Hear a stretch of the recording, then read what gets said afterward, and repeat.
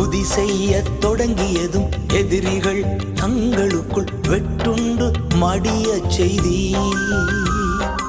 உம்மாலாகும் எல்லாமாகும், உம்மாலாகும் எல்லாமாகும். ஆகாதது எதுவும் இல்லை, உம்மாலாகாதது எதுவும் இல்லை.